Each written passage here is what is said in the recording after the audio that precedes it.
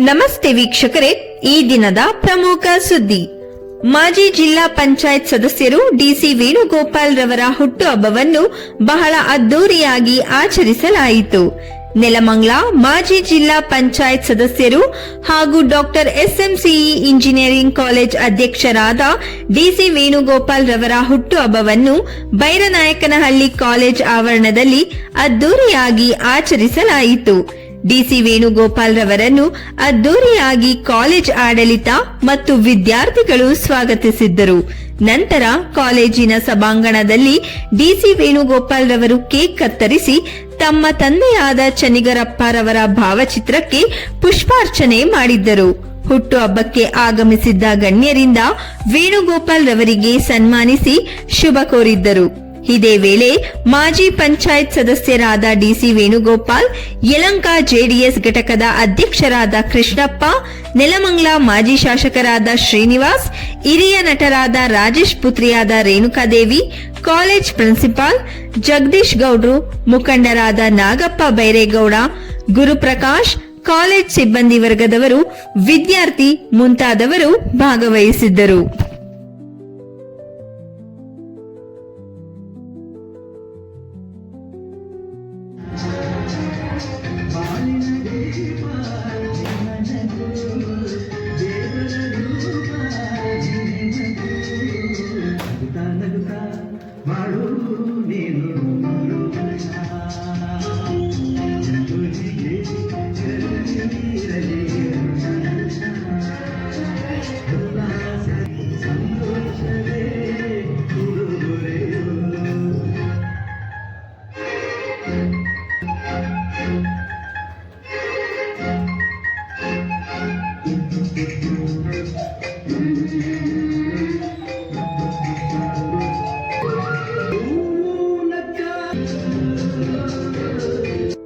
ಇವತ್ತಿನ ನನ್ನ ಹುಟ್ಟುಹಬ್ಬ ಸಮಾರಂಭ ಜೊತೆಯಲ್ಲಿ ಕನ್ನಡ ರಾಜ್ಯೋತ್ಸವ ಕಾರ್ಯಕ್ರಮ ಕೂಡ ನಮ್ಮ ಕಾಲೇಜಿನ ಪ್ರಿನ್ಸಿಪಾಲರು, ವಿದ್ಯಾರ್ಥಿಗಳು, ಕಾಲೇಜ್ ಸ್ಟಾಫ್ಗಳು ಮತ್ತು ನೆಲಮಂಗಲ, ದೊಡ್ಡಬಳ್ಳಾಪುರ, ತುಮಕೂರು ಜಿಲ್ಲೆಯ ಜೆಡಿಎಸ್ ಮತ್ತು ಬಿಜೆಪಿ ಕಾರ್ಯಕರ್ತರು ಸುಮಾರು ಒಂದು 3,000 ಜನ ರಾತ್ರಿಯಿಂದ ಕೂಡ ಬಂದು ನನಗೆ ಶುಭವನ್ನು ಹಾರೈಸಿ ಅವರ ಎಲ್ಲ ಒಂದು ಸಹಕಾರವನ್ನು ಕೊಟ್ಟಿದ್ದಾರೆ. ನಾನು ನಮ್ಮ ತಂದೆ ಚೆಂಗಪ್ಪನವರು, ನನ್ನ ತಾಯಿ ಸಿದ್ಧಗಂಗಮ್ಮನವರ ಪರವಾಗಿ ಎಲ್ಲರೂ ಕೂಡ ನಾನು ನಮ್ಮ ಕುಟುಂಬದ ಪರವಾಗಿ ಅಭಿನಂದನೆ ಸಲ್ಲಿಸ್ತೇನೆ. ಇಸ್ವಿಲಿ ನಮ್ಮ ವಿದ್ಯಾರ್ಥಿ ಸಂಸ್ಥೆ ಎಂಟೆಕ್ ಒಬ್ಬ ವಿದ್ಯಾರ್ಥಿ, ಮುಸ್ಲಿಂ ವಿದ್ಯಾರ್ಥಿ ಒಬ್ಬ ಮೊಹಮ್ಮದ್ ಸುಹೇಲ್ ಪಾಷಾ ಅಂತ ಎಂಟೆಕ್ಗೆ ಫಸ್ಟ್ ರ್ಯಾಂಕ್ ಬಂದು ನಮ್ಮ ಕರ್ನಾಟಕ ರಾಜ್ಯಕ್ಕೆ ಗೋಲ್ಡ್ ಮೆಡಲಿಸ್ಟ್ ಬಂದಂಥ ವಿದ್ಯಾರ್ಥಿ ಮೊಹಮ್ಮದ್ ಸುಹೇಲ್ ಪಾಷಾ ಅಂತ. ನಾನು ಅವರು ಶಿವಮೊಗ್ಗ ಊರವ್ರದ್ದು, ಅವ್ರನ್ನ ಕರ್ಸ್ಬಿಟ್ಟು ನಾನು 1 ಲಕ್ಷ ಹಣ ಕೊಟ್ಟು ವಿದ್ಯಾರ್ಥಿಗೆ ಸನ್ಮಾನ ಮಾಡಿ ನಾವು ಗೌರವ ಕೊಟ್ವಿ ಅವ್ರಿಗೆ. ಈಗ ಮತ್ತೆ ನನಗೇನು ಆಸೆ ಅಂದರೆ, ಈಗ ಇಂಜಿನಿಯರಿಂಗ್ ಡಿಪಾರ್ಟ್ಮೆಂಟಲ್ಲಿ ಯಾರಾನ ಒಂದು ಹೆಣ್ಮಗು ಆಗ್ಬೋದು ಅಥವಾ ಒಂದು ಗಂಡು ಮಗು ಆಗ್ಬೋದು, ಸ್ಟೂಡೆಂಟ್ ಆಗ್ಬೋದು, ಫಸ್ಟ್ ರ್ಯಾಂಕ್ ಬಂದರೆ, ಹೆಣ್ಮಗು ಆದರೆ ಫಸ್ಟ್ ರ್ಯಾಂಕ್ ಬಂದರೆ 10 ಲಕ್ಷ ರೂಪಾಯಿ ಬಹುಮಾನವನ್ನು ನಾನು ಕೊಡ್ತೀನಿ, ತಂದೆ ಪರವಾಗಿ, ತಾಯಿ ಪರವಾಗಿ. ರಾಜ್ಯ ಮಟ್ಟದಲ್ಲ ಸರ್? ಯಾರಾದರೂ ಸ್ಟೂಡೆಂಟಲ್ಲಿ ಫಸ್ಟ್ ರ್ಯಾಂಕ್ ಬಂದರೆ ಅವ್ರಿಗೆ 10 ಲಕ್ಷ ರೂಪಾಯಿ ಬಹುಮಾನವನ್ನು ಕೊಡ್ತೀನಿ ನಾನು. ರಾಜ್ಯ ಮಟ್ಟದಲ್ಲಿ ವಿದ್ಯಾರ್ಥಿ ಒಬ್ಬರೇ ಅಂತಲ್ಲ, ನಮ್ಮ ಶಿಕ್ಷಕರು, ನಮ್ಮ ಪ್ರಾಂಶುಪಾಲರು, ನಮ್ಮ CEO ರಾಹುಲ್ ಅವರು, ನಮ್ಮ ಉಪಾಧ್ಯಕ್ಷರಾದ ಅರ್ಜುನ್ ಗೌಡ್ರು ಎರಡೂ ಸಹಕಾರದಿಂದ ಮಕ್ಕಳಿಗೆ ಉತ್ತಮ ವಿದ್ಯಾಭ್ಯಾಸವನ್ನು ಕೊಟ್ಟು ಇನ್ನು 2 ವರ್ಷದಲ್ಲಿ ನಾವು 1ನೇ ರ್ಯಾಂಕ್ ಬರೋ ರೀತಿಯಲ್ಲಿ ನಾವು ಪ್ರಯತ್ನ ಪಡ್ತೇವೆ.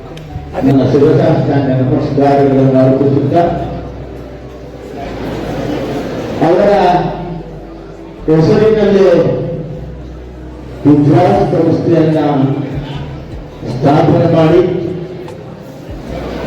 ರಾಜ್ಯದ ಹ್ಯಾಟ್ರಿಕ್ ಹೀರೋ ಅನಿಸಿಕೊಂಡು ಸಚಿವರಾಗಿ ನಮ್ಮ ನಿಮ್ಮೆಲ್ಲರ ಪ್ರೀತಿಯನ್ನು ಗಳಿಸಿದಂತಹ ಈ ಭಾಗದ ಎಲ್ಲ ವಿದ್ಯಾರ್ಥಿಗಳಿಗೆ ಹುದ್ದೆಯನ್ನು ಕೊಡುತ್ತಿದ್ದಂತಹ ಸನ್ಮಾನ್ಯ ಶ್ರೀ ಅಪ್ಪಾಜಿಯವರಾದಂತಹ ಸನ್ಮಾನ್ಯ ಶ್ರೀ ಚನಿಗಪ್ಪಾಜಿ ಮತ್ತು ಅಮ್ಮನವರಿಗೆ ನನ್ನ ಶಿರಸಾಷ್ಟಾಂಗ ನಮಸ್ಕಾರಗಳನ್ನು ಅರ್ಪಿಸಿ ಅವರ ಸುಪುತ್ರರಾದ ಗೋಪಿಯವರ ಹುಟ್ಟುಹಬ್ಬದ ಶುಭಾಶಯಗಳನ್ನ ತಮ್ಮೊಂದಿಗೆ ಒಂದು ವೇದಿಕೆಯಲ್ಲಿರ್ತಕ್ಕಂಥ ಎಲ್ಲ ಗಣ್ಯರೊಂದಿಗೆ ಹಂಚಿಕೊಳ್ತಕ್ಕಂಥ ಒಂದು ಅವಕಾಶ ಕೊಟ್ಟಂತಹ ಗೋಪಿನಾಥ್ ಅವರಿಗೆ ನನ್ನ ನಮಸ್ಕಾರಗಳನ್ನು ಅರ್ಪಿಸಿ, ವೇದಿಕೆಯಲ್ಲಿರ್ತಕ್ಕಂಥ ಎಲ್ಲ ಗಣ್ಯಾತಿ ಗಣ್ಯರೇ, ಮುಂಬೈನಲ್ಲಿ ಆಸೆಯಿಂದಾಗಿರ್ತಕ್ಕಂಥ ಈ ಕಾಲೇಜಿನ ಎಲ್ಲ ಪ್ರಾಧ್ಯಾಪಕರೇ, ವಿದ್ಯಾರ್ಥಿನಿಯರೇ, ಬಂದಿರ್ತಕ್ಕಂಥ ಎಲ್ಲ ಹಿರಿಯ ಮುಖಂಡರು,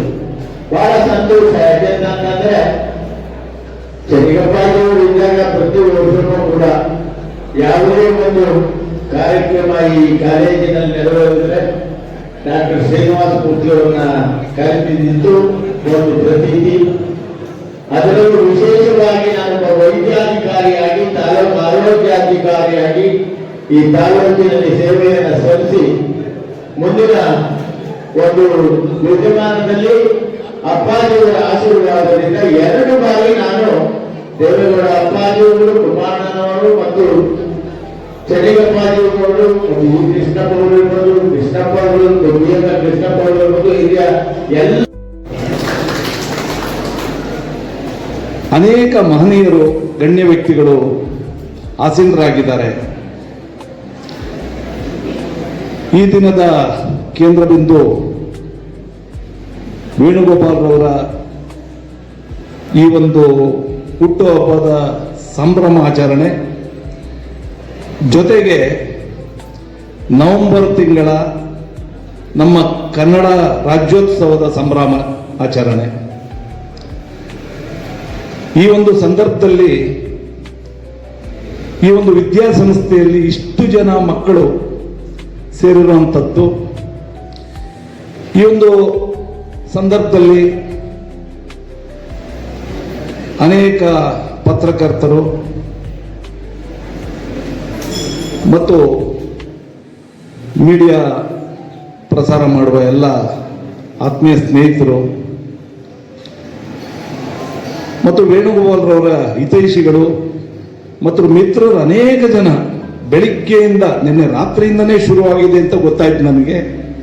ನಿಜವಾಗಲೂ ಇದು ಏನು ತೋರಿಸುತ್ತೆ ಅಂತಂದ್ರೆ ನಮ್ಮ ವೇಣುಗೋಪಾಲ್ರವರ ಒಂದು ವಿಶೇಷತೆ ಅದು. ಯಾಕೆಂದ್ರೆ ಹುಟ್ಟುಹಬ್ಬದಲ್ಲಿ ನಾವು ಸಣ್ಣದಾಗಿ ಒಂದು ಆಚರಿಸ್ಕೊಳ್ಳೋದು, ಒಂದು ಸಂಭ್ರಮ ಪಡೋದು ಎಲ್ಲರಲ್ಲೂ ಇರುವಂಥ ಒಂದು ವಿಚಾರ ಇರಬಹುದು. ಆದರೆ ಅನೇಕ ಸ್ನೇಹಿತರು, ಮಾಧ್ಯಮ ಮಿತ್ರರು, ಅನೇಕ ಗಣ್ಯ ವ್ಯಕ್ತಿಗಳು ಸೇರಿ ಅವ್ರಿಗೆ ಹಾರೈಸೋದು ಅಂತಂದ್ರೆ ನಿಜವಾಗ್ಲೂ ಅದು ಒಂದು ವಿಶೇಷತೆ ಅಂತಂದ್ರೆ ತಪ್ಪಾಗಲಾರದು. ಈ ಒಂದು ಸಂದರ್ಭದಲ್ಲಿ ನಾನು